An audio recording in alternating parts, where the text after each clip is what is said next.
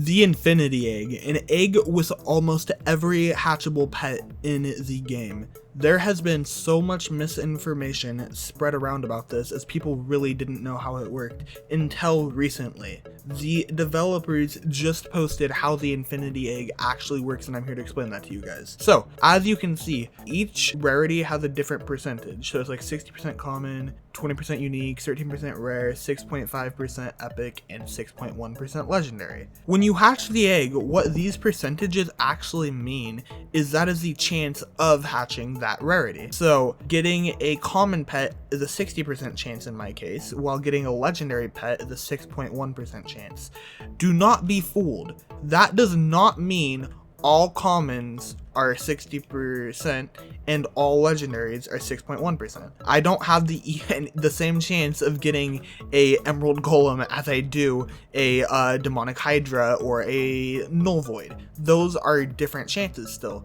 This is just for getting a pet in that rarity. After it rolls the rarity, it rolls a second wheel, essentially. It re-rolls from the table of pets that you can get with the actual odds scaled. So being that a Null Void is 1 in 1 million, and an Electra is a 1 in 1,000 base stat, or base chance, that means that from this egg, if you roll a legendary, it is still 1,000 times more likely for it to be something like a Flying Pig or an Electra than a Null Void. So these secrets are a 1 in 50 million chance from the Infinity Egg. That means, as of this update at least, update 1.5, the easiest secret is a 1 in 50 million, which is the Overlord and Giant Chocolate Chicken. That means it's also going to be the easiest on this egg. So both of them are still going to be a 1 in 50 million, or technically it'd be scaled, so it'd be closer to like a 1 in 100 million,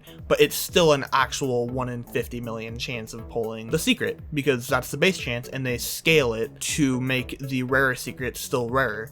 But it's the same chance as if you were to hatch on the individual egg. And you also may be wondering, okay, well, in previous games, if you have 2 pets in the egg, let's say you have one pet that's a 1 in 1,000 and a second pet that's another 1 in 1,000, you would have a 1 in 500 chance of being able to roll one of them. That is also incorrect.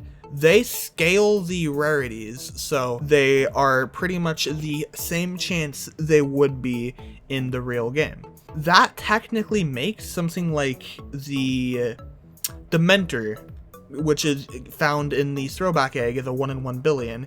It's technically something like a 1 in 3.4 billion from this egg, which it might sound like, oh my gosh, it's so much harder to get in this egg. Not really. That's because the chance is scaled downwards, so all the secrets are still hold their chance without getting any easier or technically harder. Like, there's different ways to view it, so it may be statistically more unlikely, but mathematically the same, or vice versa. I don't know, I'm not a math major or anything, but that is how this egg works. So some of you may be wondering, what's the point of the Infinity Egg, or what's the best egg I should be hatching? Well, it depends. If you're going for index, like if you have a lot of spots in your index you still need to fill, or if you just want a secret pet in general, or you have a whole bunch of quests that need a whole bunch of different eggs, the Infinity Egg is a great choice. It's also really good for getting high stat pets, because there's a whole bunch of them a whole bunch of different ones that you can get without having to go for a specific one. A situation where it might be better to go for a specific egg is, let's say you really want the Easter basket, kind of like I'm doing. I really want to get the Easter basket. It would be probably more beneficial for me to actually just go hatch on the bunny egg, because if I'm gonna get the 1 in 100 million secret, I risk getting the King Doggy instead. Do I want to take that risk? Not really, so I'll hatch the bunny egg. It really depends on what you're going for, on what the best egg is. The best egg is gonna be different for each person depending on what you're wanting.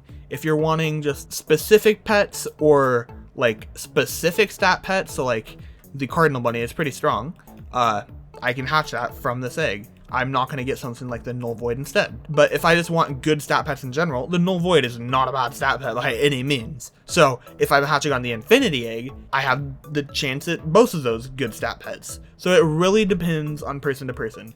This information is accurate through at least update 1.5 to the best of my knowledge. If I got anything wrong, please let me know down in the comments, and I will make an updated video if more specific information comes out, because I am still speculating technically a few different how exactly the scaling works. That I'm still speculating that. However, that is, to the best of my knowledge, correct. Thank you so much for watching. Hope this information was helpful, and I will see y'all in the next one. Austin out. Peace.